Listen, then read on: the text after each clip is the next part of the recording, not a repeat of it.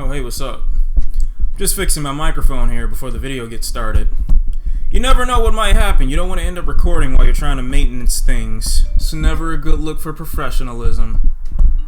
Luckily, I don't fall into that category. And I'm completely gonna remember to edit this out of the video. I swear to God. What up? What up? It's Shawn C. We're back in here with another playlist update video. But before we get into all of that, let me just preface this video by saying thank you for 150,000 subscribers. It's been a long journey, and we're gonna keep on moving forward despite any of the hate. You know what's weird? It's like it's kind of crazy. Pretty much, there are a couple of folks that hate me, but continue to come back to this YouTube channel, and for that, I say thank you.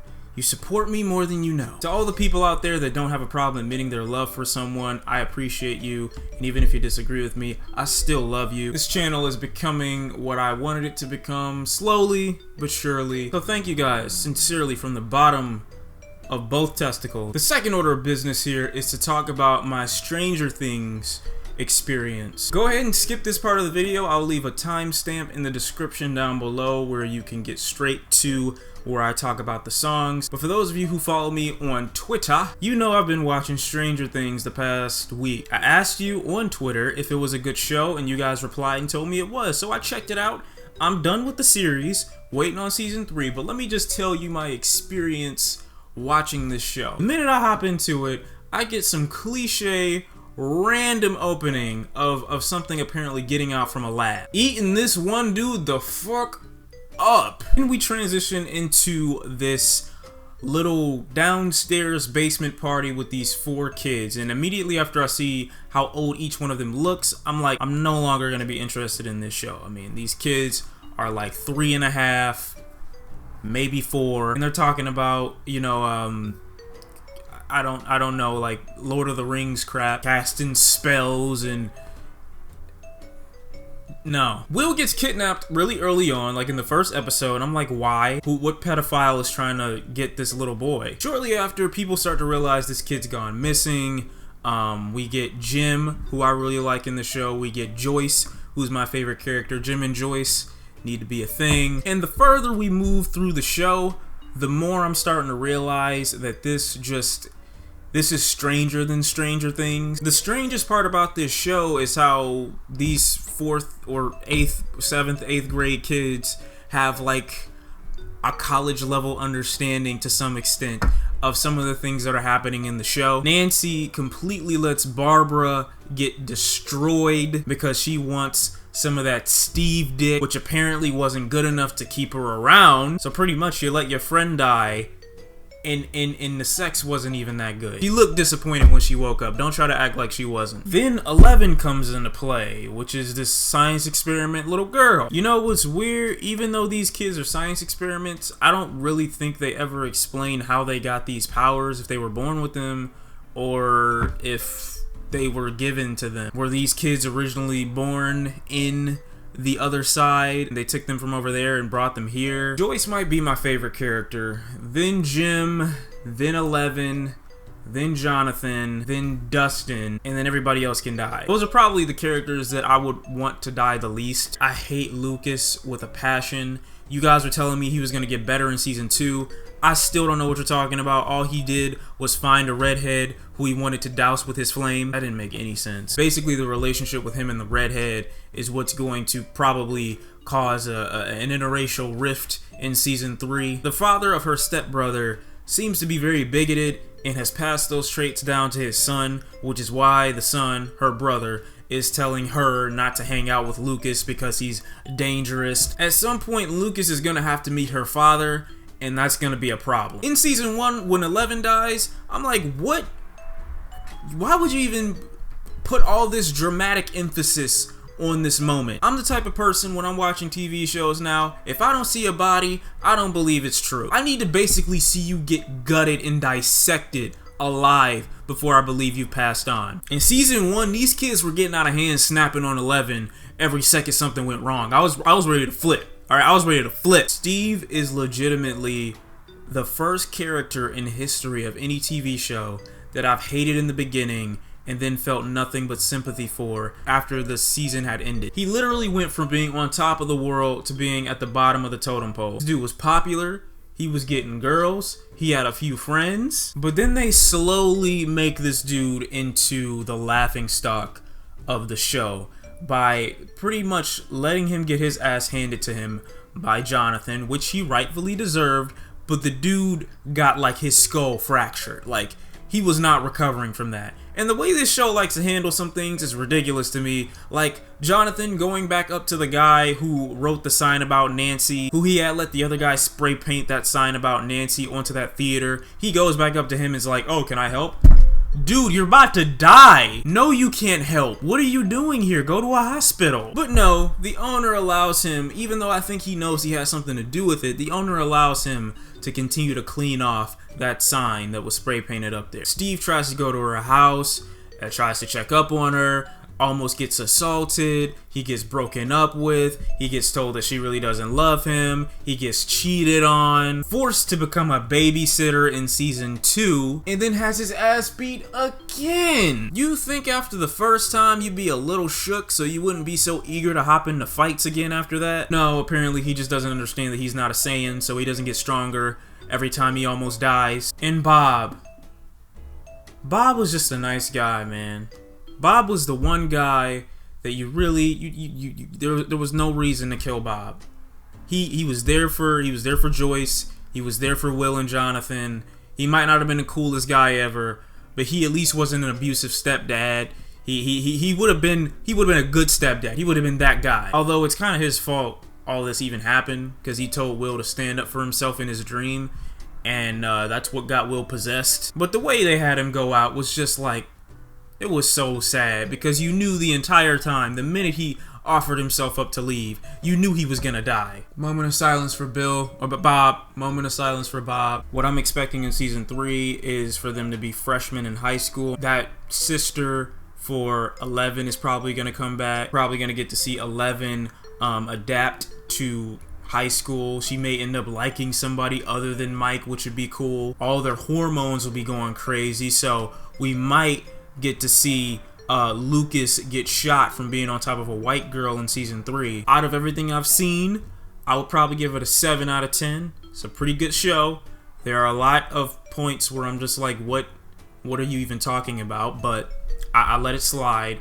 The show's enjoyable. I'll still watch it. I'm here for season 3. Let's go. So now that we're done talking about Stranger Things, let's get to regular things. 21 Savage and Metro Boomin and Offset have come out with a project called Without Warning, and it dropped without warning. Only thing I would say is that the lyrics are just extremely empty. And for the most part, I'm hearing this thing and it sounds great, but that's pretty much it. Like, it's just a really good sounding mixtape. And they place themselves perfectly on the tracks. They're not really saying anything, which is okay. I just accept it for what it is, but that's why I got a 6, because I mean, I'm not going to this project trying to find some lyrics or, you know, expecting them to give me anything that's bar heavy. But it's 30 minutes of just pure fun. And to be honest, I didn't expect, you know, Offset, 21, and Metro to be able to give such an enjoyable project. I really thought this was a good attempt. Some of my favorite songs being Ric Flair Drip, Ghostface Killers. But my 2 personal favorites on this project were Still Serving and My Choppa. Not only does this project carry like this nightmarish theme throughout the project, but it also kind of switches up without warning. A lot of it happens pretty aggressively, much like the dog that they tote on the album cover. With 100 bags in a duffel, went and bought a demon nigga just about, but the stick is way bigger. I call it KKK, cause my chopper hate. With the scope, nigga, and it's real dirty. 21, he don't got Glock on the bottom, it ain't no real dirty. Got a bitch hooked on dick. Put a shoe spray on my tick. Yeah. Y'all wanted me to talk about this Chris Brown album so bad, man. Listen, it's 45 tracks of pretty much the same idea. Chris Brown doesn't really evolve on this project. There are 2 tracks out of 45 that I listened to that I found some enjoyment out of. That's it. That ain't good. I like Chris Brown just as much as the next guy, but this music has to change. Like, something's gotta give. We gotta evolve, man. 45 tracks right now, man. 2 hours, 2.5 hours of this. No, No. Y'all had the nerve to really expect a reaction to this. What is wrong with you? I'm disgusted. You know what's stupid about this album is I gotta scroll so far to get to the track that I'm talking about. I like Chris Brown on darker tracks. I like when he's rapping more now because all the singing stuff recently has just become the same formulaic kind of thing. But Pull Up is alright. Like it's an okay song. It's a good song. If you love Chris Brown, listen to Pull Up. Okay. If you don't love Chris Brown, I don't know what to tell you. You might not even want to check this out. I can feel my face, yeah. I may be the wrong one, yeah. He does a good job on this track and a couple others, but that's it.